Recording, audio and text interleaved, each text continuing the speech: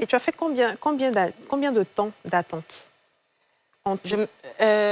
Ça fait 5 ans maintenant. 5 ans. Oui. Donc, c'est au bout de la 5e année voilà, que ça a marché. que ça a marché. Tu dis quoi? Ouais. Donc, pendant ces 4 ans-là, tu étais dans toujours le en essai, processus. dans le processus et tout. Oui. Et il n'y a pas un moment où tu t'es dit, bon, ça vient pas, j'arrête. Jamais. Non. Jamais. Mais c'est lequel qui a marché au final? La dernière insémination. C'est quoi c'est quoi? C'est même FIV, là? Non, non, j'ai pas fait de FIV, j'ai fait une insémination. Et c'est la plus simple. Alors, c'est quoi la différence entre la FIV et l'insémination?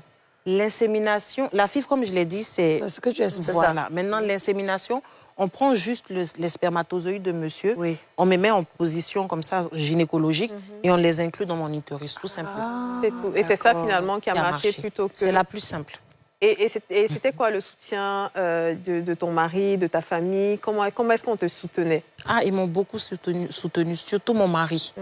Mais ma famille aussi, au point où on venait, mes frères envoyaient tout le temps leurs enfants chez moi.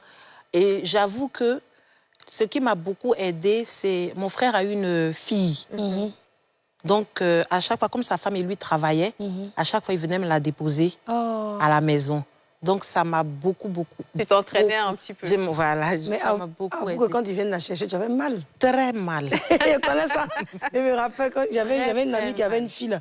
Je voulais tellement avoir une fille. Quand elle venait déposer sa fille, quand elle vient chercher sa fille, elle dit à sa fille de m'appeler maman. Pour me faire plaisir, quoi. J'ai dit. Un jour, la fille dit, je ne suis pas sa maman.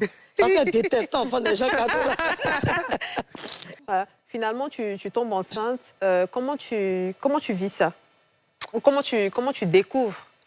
Comment je découvre? En fait, quand tu fais l'insémination, 2 semaines après, on te demande d'aller faire une prise de sang. OK. Sauf que moi-même, avant les 2 semaines, j'ai commencé à tester avec des tests urinaires. Donc, à partir du 10e jour, on te dit, je vous ai dit, moi, je fais beaucoup de recherches. Ouais. Donc, je vais lire dans les trucs PMA et tout ça. Je vais bien lire et tout. Donc, on vous dit qu'à partir du 10e jour, vous pouvez commencer à tester.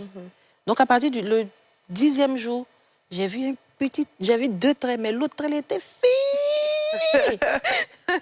Oh, tu as coincé pour eux. J'ai mis ça même au soleil comme ça pour voir.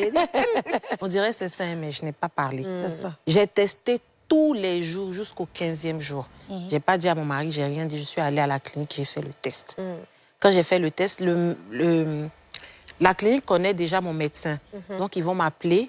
Ils vont appeler mon médecin maintenant pour lui donner le résultat. Parce que c'est comme ça